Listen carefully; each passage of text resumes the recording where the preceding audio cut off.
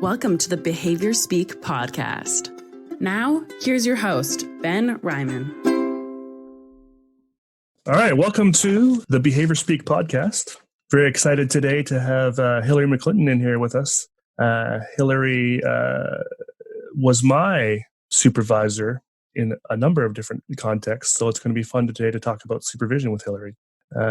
Hilary was one of my BCBA supervisors, and then when I went in to become a supervisor of other BCBAs, she provided mentorship for me, and I'm super grateful for that. So she does a lot of neat things that I haven't seen other folks do with supervision, and so I'm looking forward to kind of diving in and unpacking that stuff. So Hilary, thanks for being here. Maybe just start by telling us kind of how you got into the field, and then what led you to kind of get into supervision as part of your practice. So my journey. So I started working in the autistic community many years ago. I started as a BI, which I think a lot of people do. And I answered an ad randomly back when there were ads in papers and stuff. I answered an ad because I had a bachelor's degree in psychology, and I was working at Starbucks as a manager because I just couldn't figure out what I wanted to do in the field of psychology. And applied behavior analysis wasn't in course curriculum. It wasn't really discussed. You talked about behaviorism, but in terms of the applied part, what you could do with it, it wasn't really a topic. So I answered an ad and I started working as a BI. And I did that for a while under a consultant that was not board certified. And, looking back, did a lot of stuff that was yucky. And then started working with different consultants and started working in schools. So I started to work as an EA in a school. And then I started to do my experience hours. And I did those in a residential home, in a residential setting. And then I finished my hours. And then I was done supervision. And then I started working on my own and did a mix of different things and tried supervision for a while because it was kind of the thing you were supposed to do. You got certified and then people were contacting you and then you were supposed to supervise. And this, again, when I was supervised, this was way before there was any curriculum and way before they had kind of changed the standards and given us a little bit more guidance around what we were supposed to do and what it was supposed to look like. And I failed a lot at supervision. I just didn't know what I was doing. I had no idea. And I did some good stuff. I definitely had some supervisees that we did some good stuff and I learned from them and hopefully they learned from me. But now I think it's a place where I find joy. I think it's a place where I've figured out what I like about it. I figured out, I hope, has the needs of others in a way that makes me comfortable in what I'm doing. I shouldn't say I don't. I sometimes run into imposter syndrome, but I'm a little bit more confident in what I'm doing. So now I do supervision in a bit of a different way, and I'm looking to kind of launch a different model in the next couple of weeks. I'm just working on getting it up onto the website. But that's kind of how I got into this field and how I got into supervision. Right on. It's a interesting parallel for me in the sense of I also had a BA and I continued to work at McDonald's after I got my BA. There were no jobs available. I grew up on the East Coast where I think sort of the ABA and kind of autism community was a bit behind things. So this would have been a great job for me to slide into. But that's interesting. And so you kind of mentioned, I mean, I know, and you were, this doesn't really age you. It just sort of ages the autism kind of community in BC. But when you became a supervisor, I think this was probably at a time where there probably weren't a whole lot of people doing supervision, at least locally. Would that be correct? Yes. Yeah, that would be correct. I think I became certified in 2009. That's when I passed the exam and became certified. Which doesn't seem like all that long ago in the whole scheme of things, but for a community that's sort of just sort of developing in that area, and as soon as you become supervisor, all of a sudden everybody wants to be supervised because there's now someone there available to do it. And so I can see how one might just jump right into supervision afterwards. But that's not really something these days that, as I listen to a lot of the different podcasts and webinars on supervision, that is recommended anymore. I know it used to be you could basically get your BCBA and take the 8-hour supervision course. I think there was some other little course you could do too, or you had to do as well. And then boom, you were a supervisor. But Mm. now, I think now there's now I think have they implemented the minimum? Is there like a minimum now time? Or? There will be.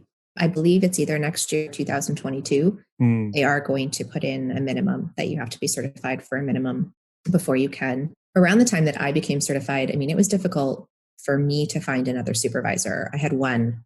I did try to find others, but they were full. mm, I think there was a time period there where there was still a shortage. mm-hmm, And often what happens, and I don't think it's something that just happens here. I think it's something that happens everywhere, but I think more so probably in smaller kind of places is you're supervised by the person that you work with. So you take a job as a BI and you start working, and then you just are supervised by that BC that you started working with. And I think now that there are more options, it's a good idea to interview, think about your niche and what you want to do, and go find the person that does that, and seek out multiple supervisors if you can. Because I think you kind of get stuck in one way of doing things and one way of seeing things when you stay in one place. And it's not that you don't learn, it's not that you don't become a good practitioner, but are you really exposed to all the things that can make you a great practitioner? And I think that's important to think about. mm. So yeah, that's interesting. So multiple supervisors kind of versus one. So you think multiple is kind of the way to go. And that makes sense. I mean, I think I had 4 different supervisors by the time I finished. Mind you, I know for me, it wasn't sort of around variety. It was around availability. I worked again, for one employer, and, they kind of just rotated through supervisors for some reason, and eventually got to you, which, I was grateful. And I was grateful to have multiple supervisors, but I don't think that would have been necessarily the option, working in an agency, if they weren't leaving for some reason. So Well, just sort of worked out that way. yeah, and working privately, you have to consider that to be supervised and to gain experience and competence, you need a caseload. And so Hmm. if you're working privately in the way that things are set up here in BC to be on the RASP list, there are certain requirements in Hmm. order for you to practice and be able to bill under a certain category, et cetera. So you do kind of need somebody. You do need to work with their caseload until you kind of have the ability to now build your own caseload and working with that. So there's kind of a model that has developed in our province that is a bit different than it would be agency based, Hmm. where maybe you do have access to more BCBAs because there's multiple working in an agency. Whereas Hmm. private, you tend to be with one because unless it's like a cohort of BCBAs that work together, but you end up with one that you kind Hmm. of go with through your career. Yeah, that's interesting too. So, and so for folks that don't know, like in BC, we have sort of this. I think 'cause most of the BCs, the BCs in BC, that are getting supervision tend to be doing this in kind of that under 6 kind of category, because that seems to be where all the funding is. And so you do get those, like that situation, like you said, where you folks have to be on the caseload of the person. It's all based on the funding and the billing, which I still don't understand. I don't work in sort of the early intervention area, thank goodness. I think just only because of the funding stuff that just messes with my mind. So if you're lucky enough to get multiple supervisors and you can sort of have a pick there, like what would interviewing for a supervisor even look like? I did a presentation on this for Student Alliance, I think a Oh. couple of years ago, because I really liked some of the articles that came out in the Behavior Analyst in Practice, their 2016 supervision issue. And they talked about interviewing, and they talked about thinking about what you want to do and what you want to get competence in. And so looking for somebody that does that and thinking about what's important to you as a practitioner, what you like, what you don't like, learn, what you kind of want to steer away from, and talking with somebody about what they do and finding out whether it's what you want to do, because you're going to learn from them. And it's not that you have to kind of cookie cutter model. Actually, when I've worked with my supervisees, I encourage them not to do what I do. I encourage them to change data sheets or to change programs or change formats or to change things so that when they're done supervision with me, they have their practice. They can go and do what they want to do because they built it in a way that resonates with them. Because I think that's important. So when you're interviewing a supervisor, I think asking a lot about what they do and why they do it and learning a little bit more about their philosophy and their values as a practitioner, what's important to them, and making sure those are in line with your own values. And I think it's not a first step to do a values-based assessment of your own needs and what you want to do as a practitioner. It tends to be, well, this is where I am and this is who I'm working with. And so I'm going to learn this and then I'm going to go work. And I don't know that we often just intuitively start to look around and think, well, what else is out there? But I think that's important to do. And so in interviews, I would be thinking about asking about values, but first thinking about what are your values as a practitioner? What are you actually looking for? At the time of recording today, I know you did a webinar this morning, and I was at that as well. Too. You did too. Yeah. That's right. And one of the things that kind of resonated for me in that webinar, so Hilary also, in addition to supervision and mentorship, she also has a specialized practice where her and her colleague focus on sleep solutions. And so a lot of it was focused on sleep. But one thing that kind of resonated for me was that I kind of wanted to unpack this afternoon was this idea that you incorporate this values-based kind of approach. And I don't know that everyone would understand kind of what that means. So unpack that a bit. Sure. It's basically acceptance and commitment training. And I've done some work. I've done mentorship of my own. So I've done some work with a practitioner that kind of worked with me on RFT and ACT and how to pull it into a supervision model, because it's important to me.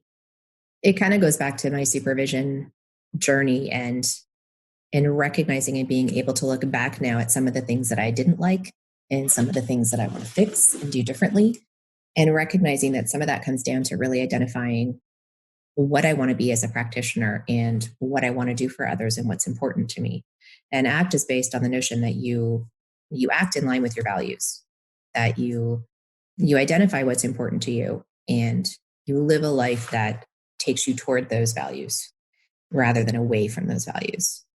But we know that we meet reinforcement and punishment in various ways. We know that we meet them every moment of every day because we have many choices to make in our day.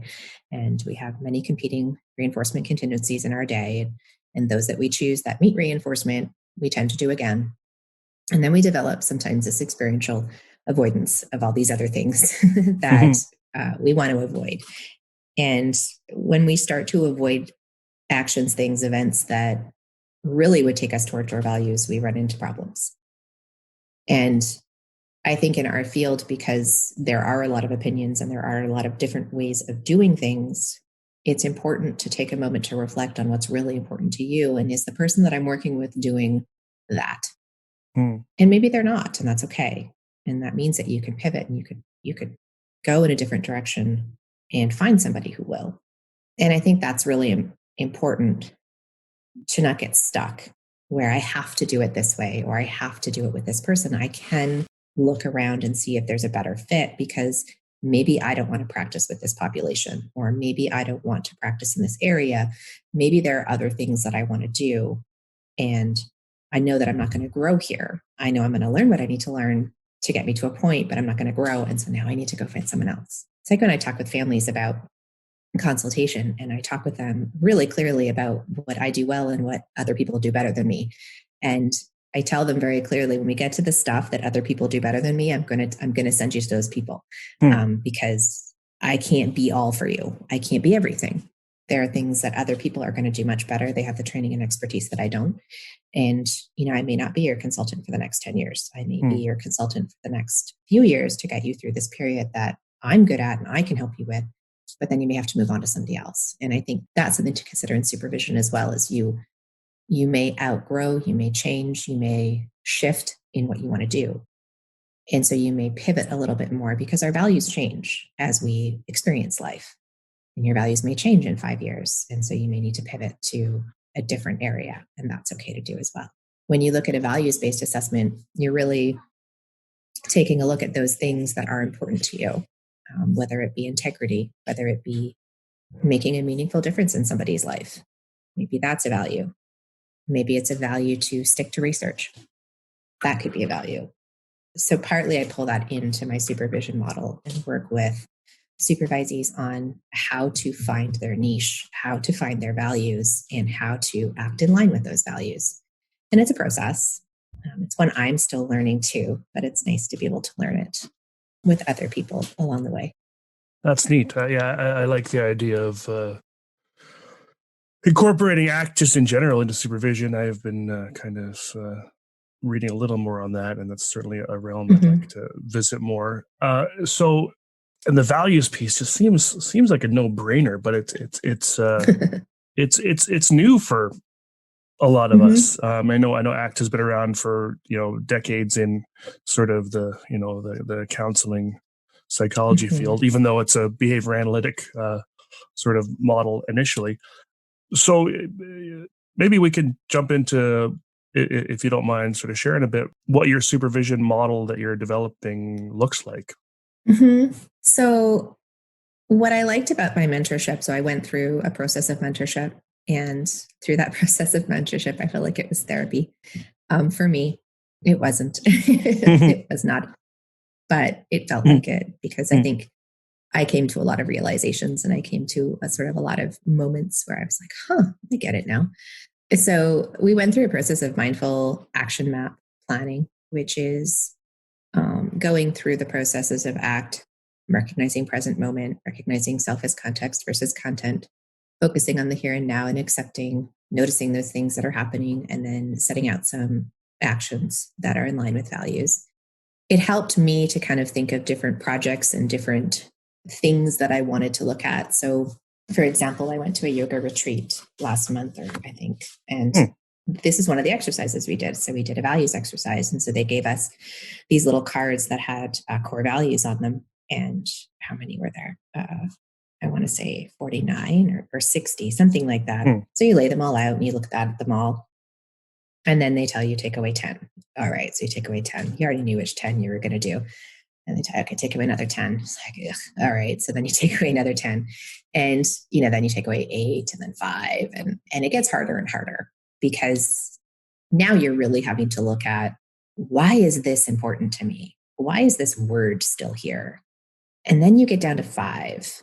And those are kind of your core values. And for me, I had in my head personal when I did the yoga retreat. And so when I went through this process with my mentor, it was more supervision was in my head. So what are the things that are important to me in supervision, as opposed to thinking of my personal life? I kind of had to really think about that. Do you know what I mean? And they were different? Yes. Yes and no. They overlap a bit, but a bit different.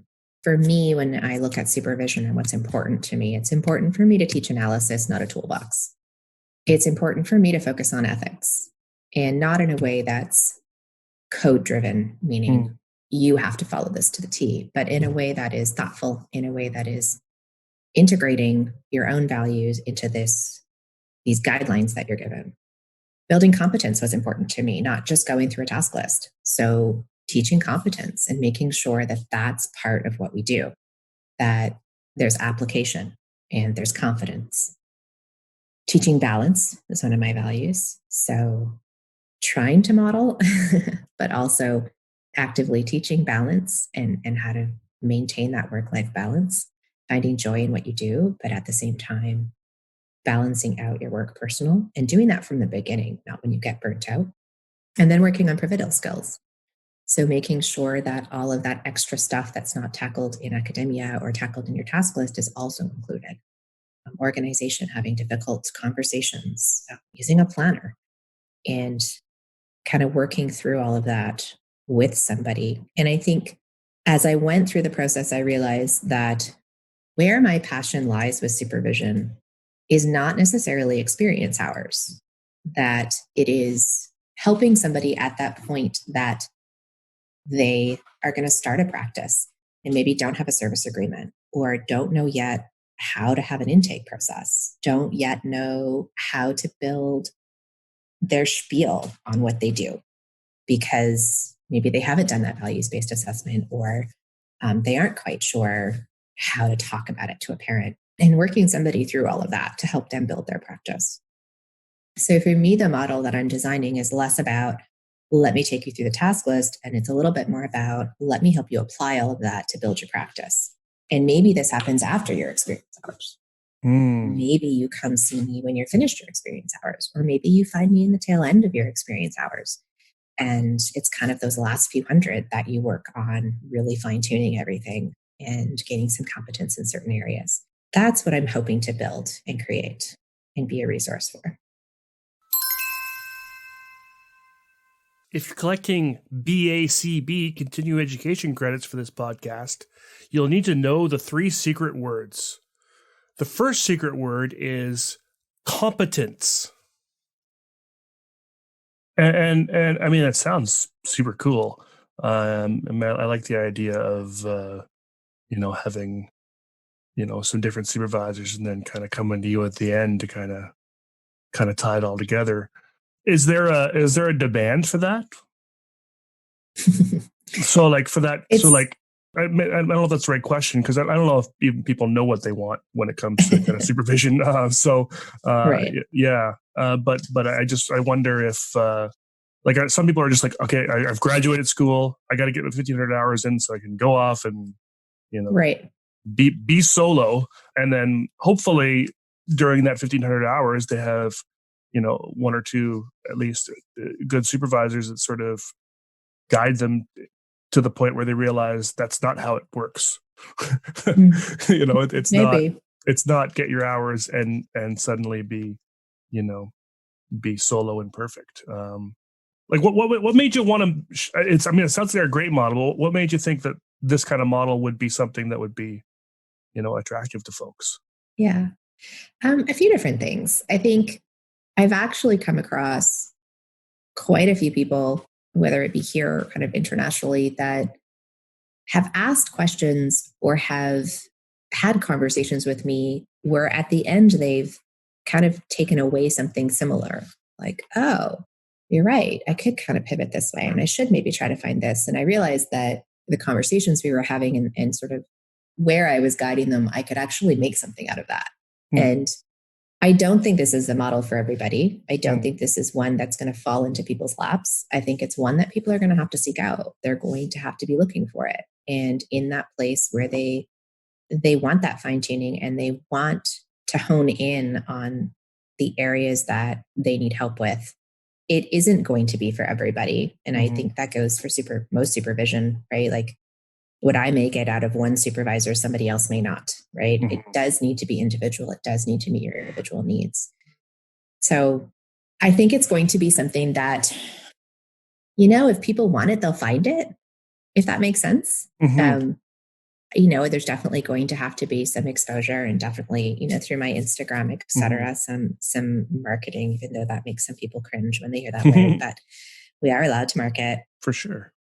I think there's going to have to be a little bit of that, but I feel like this is one of those models that people will have to seek out, and it will have to be something that they're committed to and is already in them. They're already looking for it. I think it's brilliant because I think supervision, at least from my perspective, has been very kind of linear, and there's one way to do it. And usually it's just that agency supervisor and you kind of do your thing and then move on. And then eventually, maybe if you want to really learn things, you'll get a mentor. I think it's a really kind of smart, sort of Dragon's Den-y kind of idea, that or Shark Tank, depending on what country you're listening from, that to take something that we've been doing now for a good 20 years and tweak it, shift it up a bit. It doesn't have to be the sort of standard, have a supervisor for a year and move on, or have 2 supervisors, but to have, I'm here for this part, or or this kind of, because I had a question that I wrote in kind of our talking points, and it was around, supervision, versus mentorship. And so I was going to ask, do you think folks should have like multiple supervisors in a bunch of different areas, and then or one supervisor and go get some mentorship. But it looks like you're kind of taking that idea and kind of combining it. Like it's for some folks this could be supervision, for some folks this could be mentorship. Again, yeah, it depends what folks are looking for, and I think the idea of opening up some other menu options of ways of doing supervision, I think, is a really smart idea. And that's kind of what this kind of sounds like. I mean, I know for me, and I'm notoriously cheap. I've been enjoying COVID and all the free webinars. I love that Central Reach gave us full access for like 2 months, and all those sorts of things. I did it too. Yep. Yeah, I've got well over 50 credit hours, and I don't renew till the end of next August. And so I'm not even looking for CEUs. And so seeking out mentorship is sort of an added cost for me that I don't really doing. And I think it differs for folks like yourself that are in more of a private practice, kind of own their own practice, and can kind of, look at it as almost like a business expense to, do more mentorship. But where I work kind of in more of an agency kind of setting, I am not actively looking for that sort of thing. Whereas in supervision, I have to do it. So I think that's what I'm getting at. Supervision is something you have to do to get your BCBA. Mentorship isn't something you have to do. And so I don't know really where I'm going with this, but I guess the question is it a better move, I wonder, for someone to try to get just multiple supervisors that cover a whole bunch of different areas, but that's all in the span of a year or so, or to kind of take it slow and just work on some balance and, seek mentorship later on as you're kind of going on? I think it kind of depends. And I think often supervision kind of eventually turns into mentorship, right? And I think that new supervision book, Supervisor and Mentorship, LeBlanc Sellers, and how do you pronounce her last name? Lai? Yeah, A''Lai.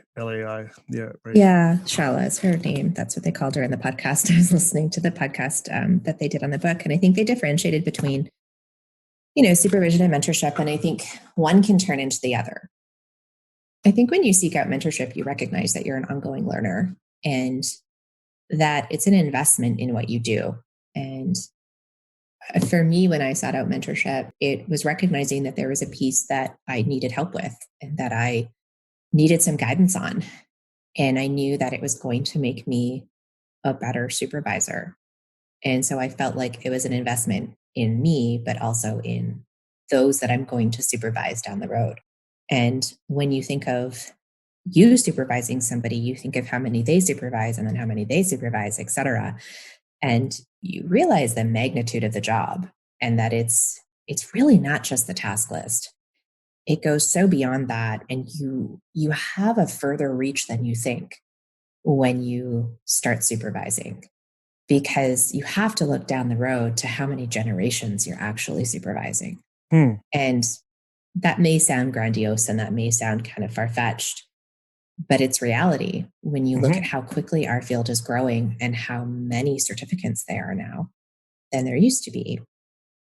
You can see that number growing exponentially, and it's because our supervision is growing so fast. People are supervising multiple supervisees who are then going and supervising multiple supervisees. And they're not always ready to do it. And I'm glad those restrictions and guidelines are coming into play, because they're definitely not always ready to do it. And so you end up with, I think, I loved Tyra Seller's presentation that she did at BCBA. I know she's done it in other places too, but she kind of talked about unicorns and zombies. And she ended with the message of be the unicorn, right? So be the one that provides that quality supervision, knowing that you're going to have a tree of unicorns instead of creating a tree of zombies that do the same thing over and over again, if that makes sense. It totally makes sense. So I think supervisor versus mentor one could lead into the other, but I do think they are different in that supervisor is typically a little bit more active learning and really going through and teaching in areas, whereas mentorship is a little bit different. It's a bit of a different relationship. It's less time usually as well. It's less of a time commitment. It's a little, not loosey-goosey, but I think it's a little bit more as needed. right? It's kind of someone that's there as needed. I have mentors in my life that are also my colleagues because they know stuff I don't. And so when I need help, I go to them. And, I kind of consider them as mentors within those topics because I know I can learn from them and then do better in those areas.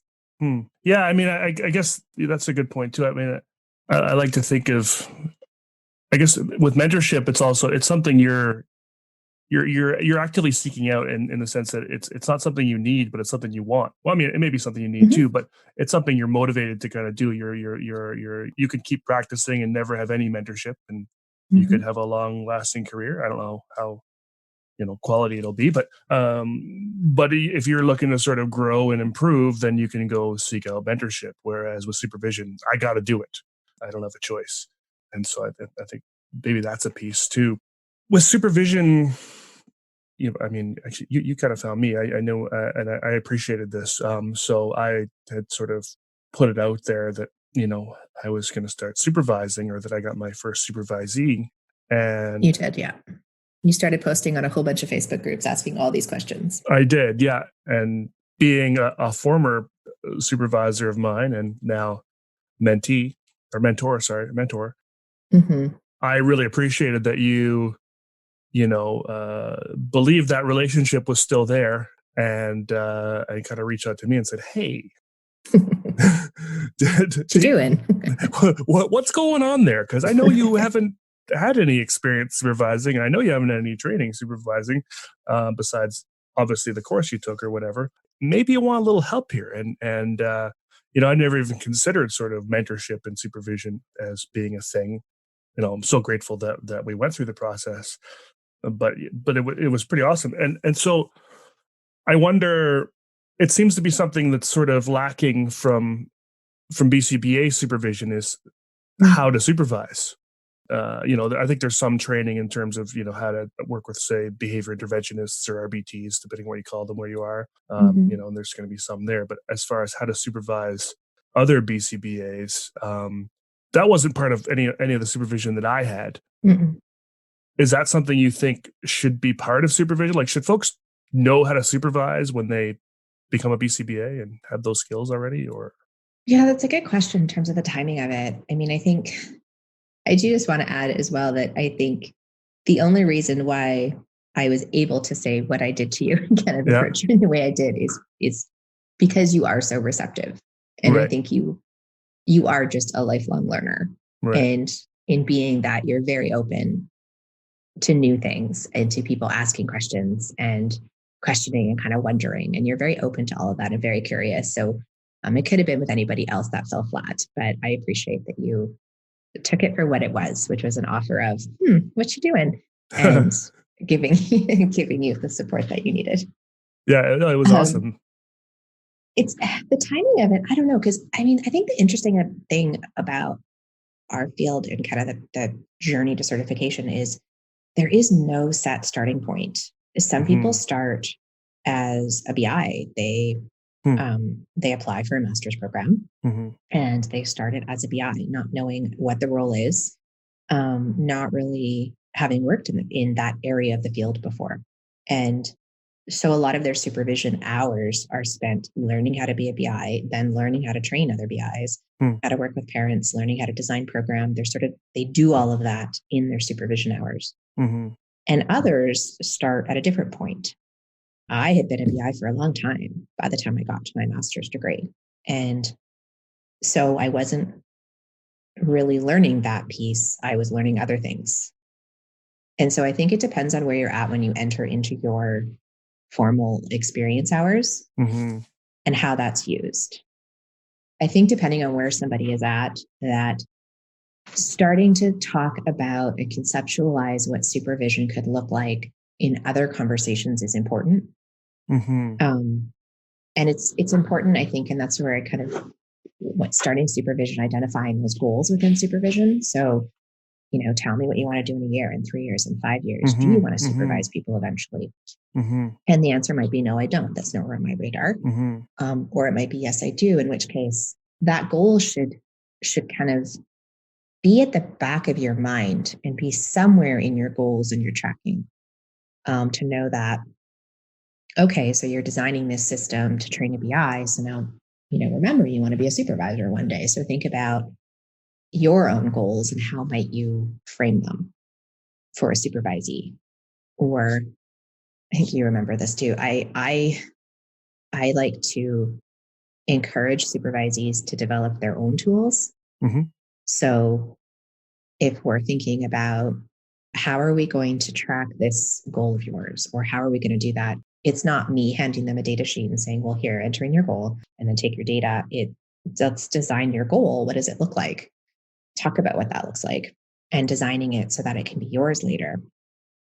And you and I have also talked about tracking, and it is not the fun part of supervision.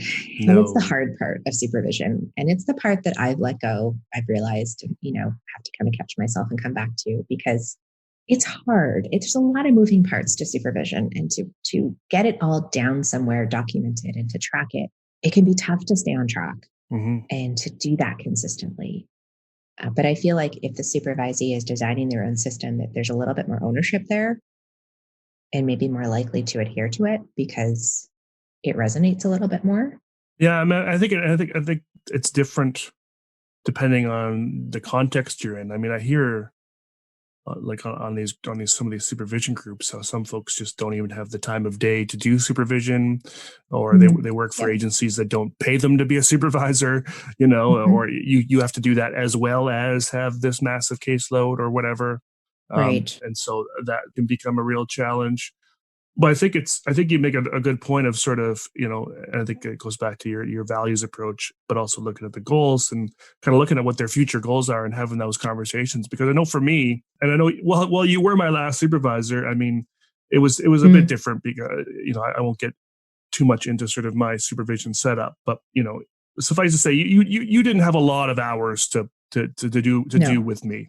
And so there wasn't a lot of goal redefining happening. It was sort of, okay, you set those goals, let's just get them done and get through them.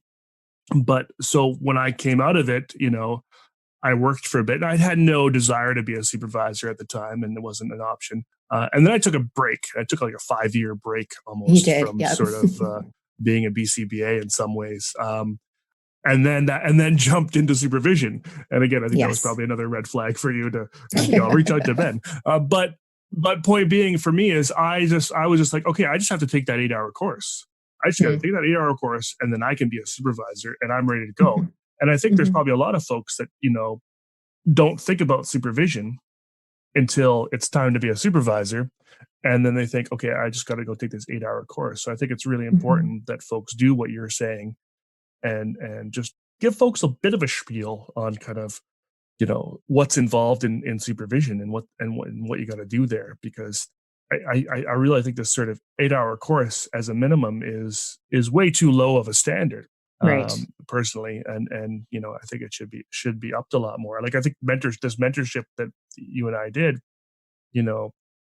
should almost be, a requirement. And I don't think it should be like supervision where, I think it should be in the framework of how you describe mentorship as sort of a looser relationship, but there should still be some kind of a bit of coaching there. And I don't think, enough of that happens. I mean, actually, so your supervision model and the mentorship you're kind of doing, is it just in supervision, or is it in a variety of areas? Like, what's that looking like? Are you doing a model of how to train people to be a supervisor, or are you just doing a model of mentorship in whatever areas you know about?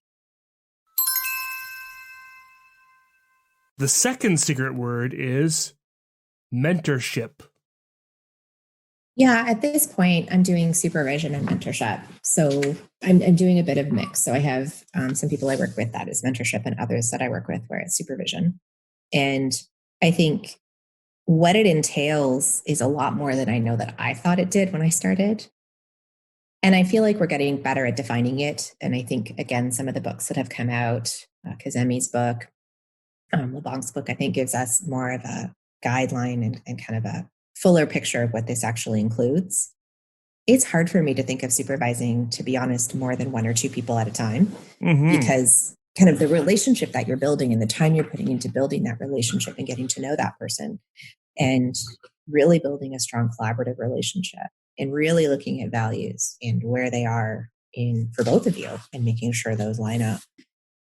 Really focusing on a competency-based approach. And when you work on a competency-based approach, there's more work to it because it isn't a matter of, I heard you use the term and you used it right, or I heard you describe the term in layman's terms great.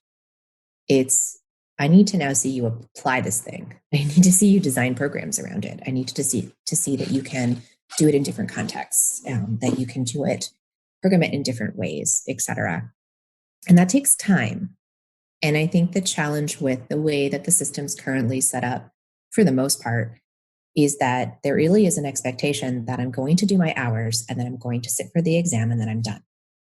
Mm-hmm. And I think a big conversation I have with those that I work with is a condition of me signing your hours, not the monthly experience hours, though in some cases, yes, but through your actual end hours, like your verification form, is based on competency. And not everybody wants that kind of supervision because it's a lot of work. Yeah. And in your head, you're thinking that's time. That's valuable time. And I could do this quicker, or I could do this in a different route. And people go different ways, and that's fine. It's their supervision. It's their practice. It's what they want. But I think looking at it from a competency-based approach, meaning you take into account different things. Mm-hmm. Because now you're looking at the relationship between perhaps practitioner and client, and what does that look like? You're looking at those interpersonal relationships, but you're also now looking at how do I evaluate the effects of supervision, and how do I make sure that what I'm doing is working? Because mm-hmm. your supervisee is essentially your client, and so I need to make sure that what I'm doing is effective. And if we have no way of measuring that, what are we doing? And so I think those pieces are important to kind of pull in, those pivotal skills, problem solving, organization, cultural competence, all of those areas to kind of tie into supervision as well. And then understanding when there's problems and how to fix them. And those are always hard conversations to have. How do we talk about this elephant in the room or this thing that happened and still maintain our relationship? Mm-hmm. And, have a good chat about it and be able to work out the kinks, but still come out on the other end with the relationship that we went into it. Maybe it's different, maybe it's grown, maybe it's shifted, but still maintain it. And that can be tough. I think there's a lot more that goes into supervision than would have been expected 10 years ago. And I think we've upped the ante. I think that we've set the bar higher. And now it's a matter of kind of getting that field on board and getting everybody up there too, which takes work. Absolutely. Yeah. It takes work. It does take time to build the measures and time to have these conversations around it. And, it's what you put into it, right? What you put into it is what you get out of it. Yeah. No, that makes a lot of sense. Competency. So this is a big word lately. I think it feels like it. It feels like a word that hasn't always been there. And now it's there a lot more. Competency and scope. Scope and competency seem to be these. In fact, I think one of those supervision books that you referenced actually has scope and competency somewhere in the title.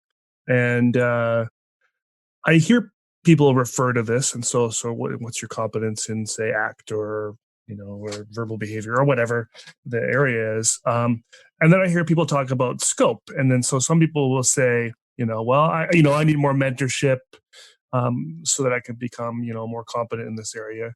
And then I hear other people say, well, that's not in my scope. And I get confused. What is scope? What is competence? What's the difference? Well, I think it's actually scope of practice, scope of competence. So I think who defined it? Was it maybe Matthew Broadhead did? Somebody defined it. That sounds like that might be a thing. Yeah. Yeah, that sounds to be about right. Scope of practice is our task list. So our scope of practice is what our certification board regulates. It is our task list. That big thing is our scope of practice because it's broad, right? Your scope of competence is what you have specific training in and what education you have in a specific area and what mentorship you received in a specific area. So, and I do believe, and I'm just looking on my desk here, I do believe that it was Matthew Broadhead, who talked about it in his Practical Ethics for Effective Treatment of ASD. I'm pretty sure he talked about it in there. Somebody else talked about it too. I'll have to find the reference. Yes, he did. Chapter 4, Identifying Your Scope of Competence. Yeah. Scope of practice versus scope of competence. So I think when he talks about competence, he talks about coursework, setting, and supervision. And so he talks about education, training, and supervisory experiences. So that might be something that ties back to your question about supervisors and how do you interview a supervisor. So if I want to know that somebody knows what they're talking about in a certain area, I might want to ask them, who do you specifically work with? In what setting do you work? What kind of courses, training, et cetera, did you receive in this area? He goes through some questions to ask yourself to kind of figure out whether you have competence in a specific area. I did a webinar with Mark Dixon a while back on ACT, and he talked about competence in ACT, which I really appreciated because he did lay out, not too specific, but he did lay out, you should have coursework. You should have had done some training. You should have done some coursework of some kind. I remember this one. Yeah. Yeah, you should know the literature. You should be going through the literature, doing your research. And you should have had some sort of mentorship and some sort of active training. So not just reading the literature and taking a course, but some practical application where you've had some experience. That's what we did with sleep. Mm-hmm. Because otherwise you're practicing on someone. Mm-hmm.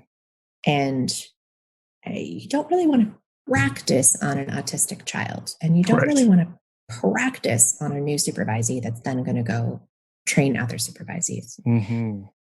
But that's what we did. But now we know better. So now we should be doing better. But that's the difference. Scope of practice would be the larger umbrella of behavior analysis. And the competence would be, so somebody may have competence in OBM. Somebody may have competence in feeding. It's all under the task list, but this is where I have my specific training. Mm-hmm. But then, with scope of practice then, it sounds like there's sort of things that you did mentorship in for the sleep piece. So in that webinar, you talked a lot about a lot of the kind of biological stuff and, sleep cycles and, a whole bunch of really interesting things. That whole adenosine piece. Again, I don't want to touch on it too much because we'll save that for another podcast. But all that stuff sounds like it's not within the scope of practice. You know what I mean? Like That's right. So how is that okay? How is it okay for us to do stuff with that if it's not in our scope of practice? Like, I guess what's the point of a scope of practice if we're still allowed to do things outside of it? It's not a scope of practice to be a medical professional saying that I can medically treat sleep. But that's not what I'm saying. Right. I had to learn about sleep to understand how to change sleep. I see. I can't go into dog training and know nothing about animals. So I'm going to learn about animals. I'm going to understand that part of it in whatever way I have to. Maybe I need to mentor with another animal trainer. Maybe I need to, et cetera, right? I'm going to go do all those things. It's not that I'm practicing as that. It is that I'm pulling in that knowledge to apply it in this other thing that I'm doing, where I'm going to apply behavior analysis. Right. So all the stuff that we did around sleep, I'm not a sleep expert. Meaning I don't know all there is to know about sleep, nor do I say I do. Yeah. But I specialize in sleep treatment. Sure. Which I can do under my scope of practice as a behavior analyst and under my now competence in knowing what I do about sleep, looking into the research across various journals. So not just our journal, life does not exist just within our behavior analytic bubble. Mm-hmm. And then getting some mentorship. Okay. So 2 things I want to ask or comment. So that makes sense. So like in terms of scope of practice, again, I'm going to keep jumping back into the sleep area because that's what you were talking about. But say, I know one thing a lot of people talk about in sleep is melatonin. So I know you guys have, a lot of knowledge about that. But when it comes to actually, you need melatonin, that's not in your scope of practice because that's a medical professional. Is that right? But you can I can't prescribe it. I can't tell somebody they need it. Nope. But you can talk about the effects of it and what it does from what you've read and what you've learned, and then make a recommendation that someone go see a professional in that area that's in their scope of practice.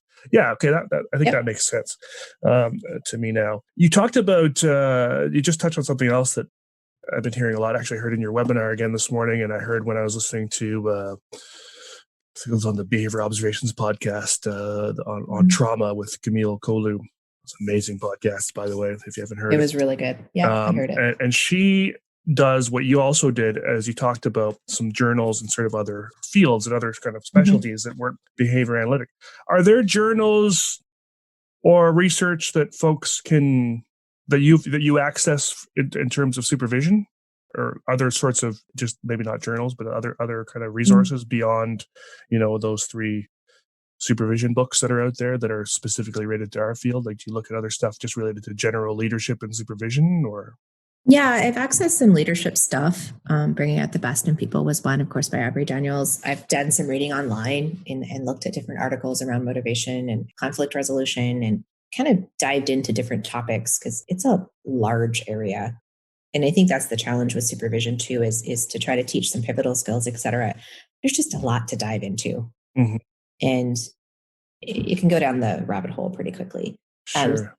So I've accessed a lot of that kind of stuff. I've listened to a lot of podcasts, and I've done some webinars that kind of inform me a little bit better in terms of cultural sensitivity and some of the stuff that's going on with ABA reform.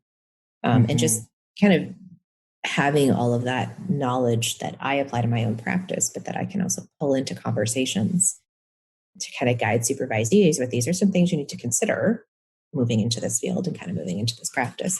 Not really telling them what they should think, but this should be on your radar. Yeah. These are some things that you should know. So there's more to it than I think just our behavior analytic literature and our stuff. With really anything that we do, there's usually other people that know stuff too in the area. Yeah, 100%. Yeah, I think for us, when it comes to like our principles and when it comes to the theories of learning, et cetera, that, some of that is squarely in our field and we kind of go into our literature, but there's a lot of other people that do it too. They just talk about it differently. And that's valid.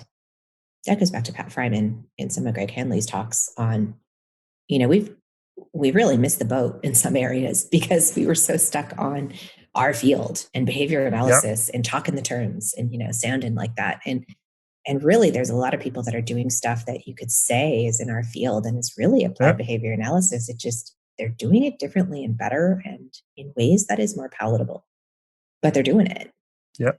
Absolutely. Yeah. I mean, that's a whole other conversation for sure on how we could be marketing ourselves better. I know actually you and I were involved in an online chat about that maybe yesterday or today too. Absolutely. So there's something else that's kind of you touched on briefly, and you've mentioned to me before. Actually, plays a role in your supervision. I know you're big into Instagram, which is an area that I am not. Yes, I don't avoid. I don't take a lot of pictures and I don't draw things. So Instagram seems to be a lot more visual than some of the other ones. I seem to be more of the typer than the graphic designer. Right. Now I know there's definitely some things out there that make Instagram a lot easier to use as far as creating graphics, and I've learned about those. But how does Instagram sort of play a role in or inform your supervision framework and model? A lot. And I was surprised by that. Kind of, when did this all start? It started, I would say, probably around the time. So I have 2 kids. One is 4, one is 6. And when I had my 6-year-old, I was on bed rest. And that's actually when I took my supervision course. So that was 2016. So when it was required, right? It wasn't required before that. So that was kind of when I remember I finished it up on bed rest. And then I had him and kind of took a few months off, and I found Megan Miller and I found her stuff. And things started to shift. And then I went back to work, and I had like this foggy year or two. and then had my second, and realized, I mean, there was really a period of time where postpartum depression had me in a really weird place. But that's kind of when I started to follow some of the Facebook groups and to follow some stuff and learn a little bit more about what people do outside of BC. And there is really a whole other world out there. And what? It was really interesting to learn more and to hear different opinions and to see conversation and discussion on different things, because that's not something we've really done in our community. We haven't really had discourse around what we do and how we do it, and how to serve our community as a whole. So I kind of got into all of that, and then at some point learned what I needed to step back from and what was too overwhelming. But then I started Instagram, and I kind of did it on a whim. And I did it, I wouldn't say Nicole she didn't push me into it, but she was definitely gently nudging me into it. And yeah, so I started Instagram, and Instagram for me just became a place to just put stuff that was bugging me about the field or that was neat, right? Oh, that's cool. That's something I should remember. Or, and at first I just did a lot of kind of sharing of stuff, and I wasn't really doing a lot of posts. But then I started to really get into it. And I initially started doing Instagram because I kind of was coming back to work, and I was kind of revamping after my second. I was kind of revamping what I wanted to do. And I was kind of thinking, okay, well, I kind of want to come up with a trade name, and I kind of want to rebrand myself a little bit. And I kind of want to think about my values and what I want to do. And I was kind of going through that journey. Now it's a place of, what is it for me? It is a very different community and vibe than Facebook. It's a very supportive community. I've met tons of other BAs on Instagram. It's a place where I feel like I can disseminate safely, and I can really share my own values as a practitioner and really kind of make a difference in a way. And that's just through the comments that I get and the messages that I get and kind of the engagement. It's also a place where I've been able to, and it's funny, it came up in my mentorship because the question was, well, what does Instagram do for you? What role does that play? And I think it gives me an outlet to talk about those things that are important to me. Do you know what I mean? Like to be able to talk about them in a way where you can kind of put it out there and get some feedback and have a conversation around it. It's been really cool, surprisingly. I was stunned when I actually liked it. And I'm stunned that I do it, to be honest. Well, why do you think it is that Instagram is so much kinder, I guess, and such a safer environment than sort of other? I think because, and I mean, I don't know what Instagram is. I'm sure that, there's areas that aren't, but yeah, I think it's the platform. It's a bit different. It's not so conversationalist. Right. Meaning like Facebook, you have these long threads of just, I'm going to respond back to you, and then I'm going to make my point down here. And it's just, it's a lot. I think Instagram, you have a following, like you have a community. And I know that's what the groups are supposed to be, but they end up going nasty, most of them. But you end up with a bit of a community and follower because you follow people that resonate with you, and they follow you because you somehow resonate. And so you end up with a really good mix of information that just kind of thrives in that bubble. Like I did with the behavior nerds, hashtag behavior nerds. So there's a group of behavior analysts where we've done a few different kind of, first one we did, ABCs of ABA. Right. So we all did posts on, that was a hectic month. So we did 26 posts up through the alphabet of different terms. So we all agreed on the terms we were going to do. And then, so you got a different take on what everybody had. Everybody had a different way of describing it and talking about it. So we did that. We did the week on parent training. I'm doing another one on holidays coming up with another group of behavior analysts. So we're all coming together to work on something. So it's much more community driven, I find, than a lot of the Facebook groups that are out there. I have to know what the Z and X words were. Ooh, what were they? If any. Yes, there were. Or was X not the first letter? Maybe. Well, it went chronologically. Yeah. For sure. OSTUW. I did what TF, not what the function. Yep. It's what the function, WTF. We did do X. Where is it? I'll have to find them. Yeah. Interesting. So back to sort of that original question, how does that kind of inform your supervision practice? I mean, it definitely sounds like you found a nice community and it's fun and it's a great place to kind of, share new ideas and develop relationships. I mean, it sounds awesome. And if I ever get the motivation, I might check it out.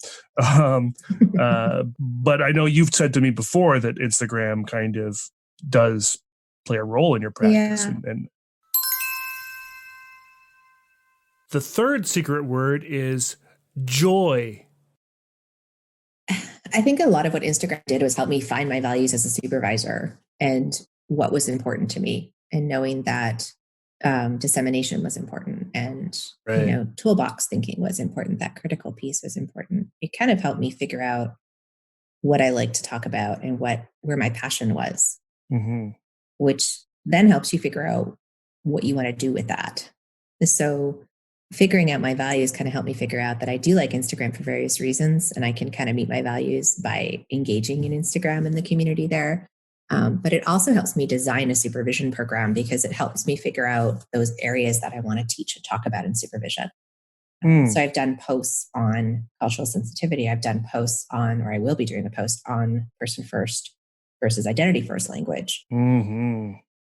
Cool. Okay, so probably getting close to maybe wrapping up. I had a couple of questions just sort of around folks maybe that are thinking about either becoming a supervisor, a BCBA supervisor, or maybe even offering up mentorship.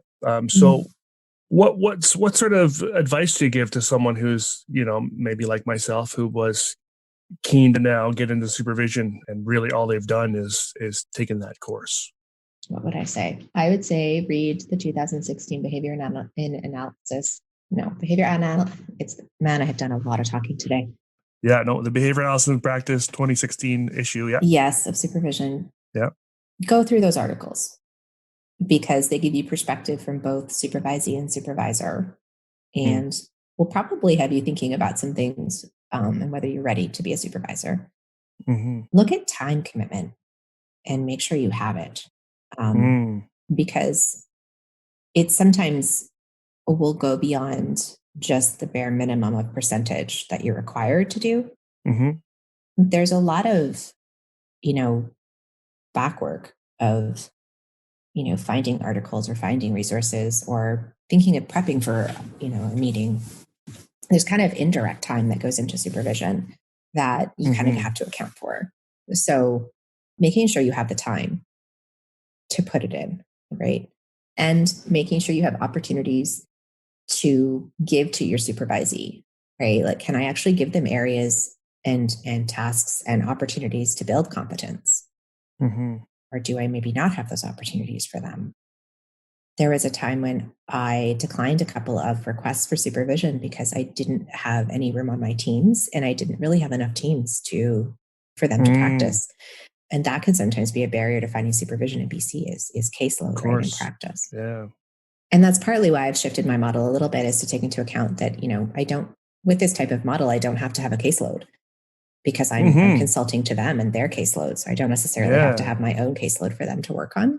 So I would encourage that. I would encourage looking at the books in supervision, doing a lot of prep, honestly, doing a lot of prep and really thinking about what are your values as a supervisor? What do you want to do? What do you want to teach? What do you want to impart? And what's important to you? Because I think just as much as a supervisee is going to interview you, you're also making sure that you're a good fit for them. And you got to know yourself well to do that. And you got to know what you can do well so that you can make that decision. Do you think a year of practice is enough? No, I don't. I don't, because I think in that year, you're still figuring yourself out and you're still making mistakes. You're still figuring out, I should have had that and I should have done this. And, I want to do this a bit differently. And you're still finding your footing, depending on your history, depending what else you've done. I mean, that may not be the case, but sure. I don't think it should be based on, I've had this certification for this time period. But I think the BACB also struggles to really define when are you ready. So they've given a time limit, or they will have a time limit, at least to give a cushion of don't just write the exam and then start supervising. They're giving some sort of cushion to suggest that people really make a thoughtful decision here as to whether or not you're ready for supervision. I think it becomes difficult when you're kind of in the greater Vancouver area, which is a major metropolis for our province, where others are rural. I know, like the last intern that I had is the only practicing behavior analyst in the whole city of 100,000 people that they live in.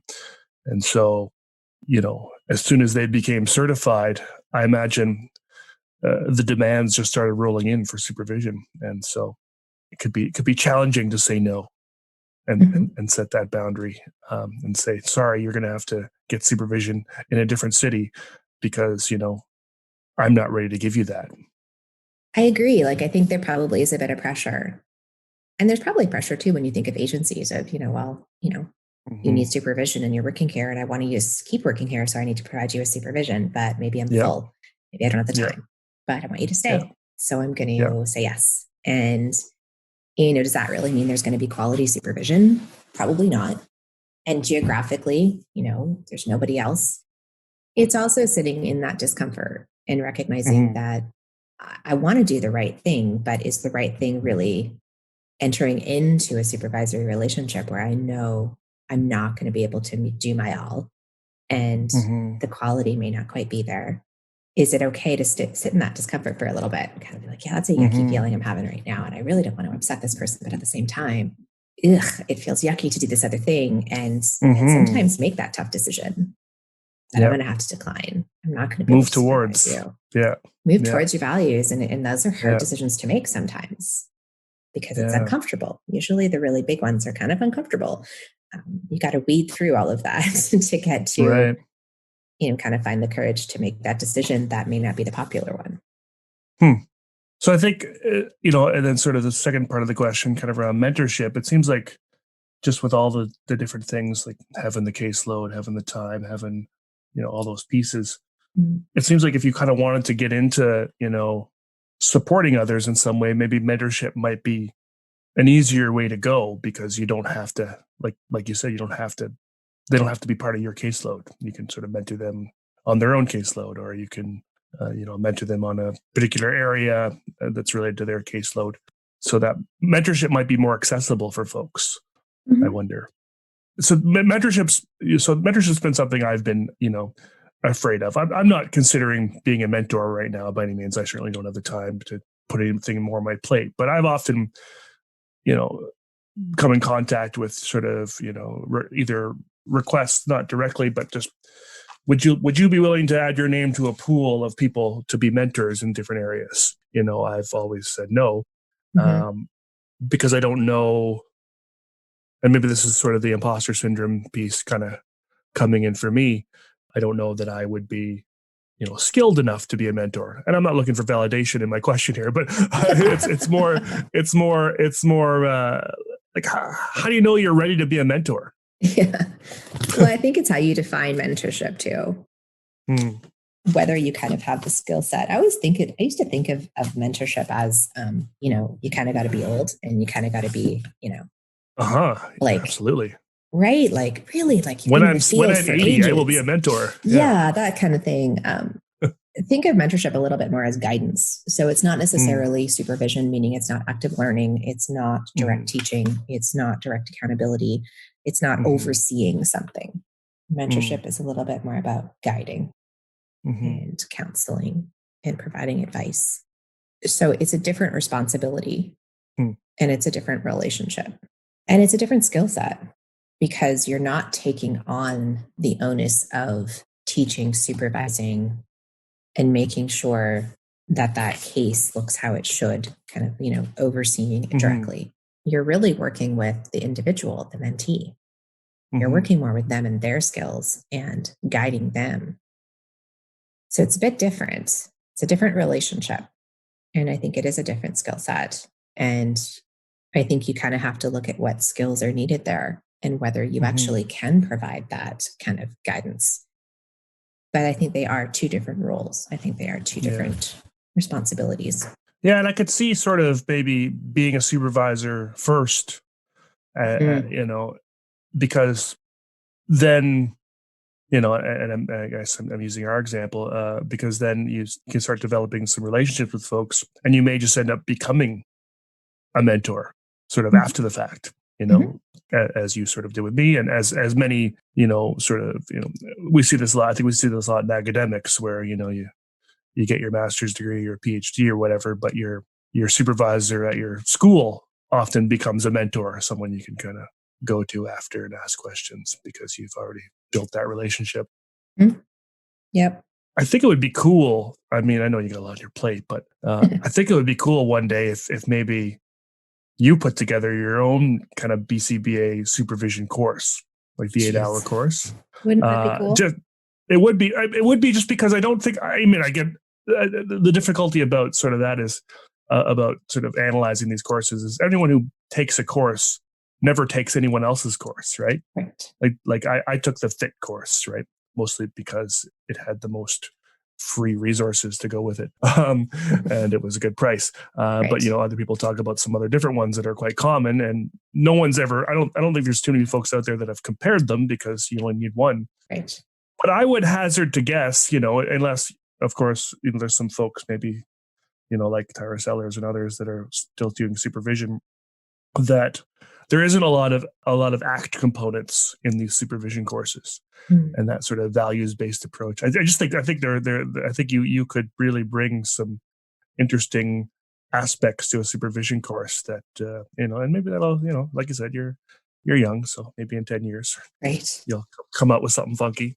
But I think we could use some more that are in that realm. I agree, and I think it's tied into the book Supervisor and Mentor, the book that just came out. There's actually quite a bit of it in there. Okay. Yeah, there's actually some stuff out there on supervision and ACT to kind of how to tie very it good. in. It's not, I wouldn't say robust, but I think it's been a work in progress to try to meld those two things together and really help supervisors kind of find who they are and to find their niche in their own practice so that they can better help others do the same. Sure. So there's definitely some stuff out there, but I hear you. I think it would be great to have some resources that are a little bit more geared towards accessibility, right? Where it wouldn't just be, I have to actually work with you. It's that I can get this course, but that would only serve one area of competence. So I feel like a course like that would also have to lead to some sort of practicum or some sort of mentorship piece. Yeah, which I think would be cool if maybe if the BACB got to the point where that was required, where it's not just the course, but you've got to now prove that you can be a supervisor. I know they have to have kind of minimums for a bunch of different reasons, but especially I think as they, and I won't get into this too much, but as they move towards sort of consolidating, the regions that they're supporting folks in, I think they might have the ability to up their standards some more. It's one thing when you have to support behavior analysts living in a, like India, where there's 1 billion people and 3 behavior analysts, and you got to be careful how strict you make your rules. But once it becomes sort of a North America only, I think they really have the ability to up the requirements. Hopefully that's in the plans, but I don't know. I've been talking with a group of colleagues for the last year or so about such a thing and kind of how to make that happen. And I thought it was interesting. We realized that there's actually no special interest group for supervision. There's a special interest group for pretty much most other topics, but not for supervision. So I think this is really an area in our field that has been kind of overlooked and has, I think, really contributed in some part to why there is a need for all of these other special interest groups and for all of these other kind of statement papers and kind of messages and what we need to address is because the root of it is we haven't really addressed supervision and how we're teaching each other. We're just growing without a ton of really clear guidelines. Well, there's the call then. Someone needs to start a supervision SIG right there. It's not going to be me. It's not going to be Hilary right now, but in the works. But someone out there needs to get that going because you're right. That would be the first step towards some bigger changes. Absolutely, that's awesome. So much good stuff. is there anything else, maybe just as parting, that you might like to share on supervision for folks? Or No, I think I'm good. I think we covered a lot. You did a great job interviewing. Well, you did a great job answering. I will say this is a CEU earning podcast, and I'm excited to offer a supervision CEU, which is fun. Nice. And I also, you mentioned a lot of great resources, which I jotted down, and we'll be including everything in the show notes that you mentioned, from everything from mindful action map planning to LeBlanc to Broadhead and several other things that are kind of written in here. So that'll all be included for folks to find. Perfect. So thanks so much, Hilary. So great for you to meet with me, especially after such a long day of Zooming. Much appreciated. The Zoom fatigue did not come off in your voice. I'm sure it will at the moment we stop pressing record. Right. But once again, thanks so much for coming on. And so thanks again, Hilary, and have a great day. Thanks, Ben. It's been fun.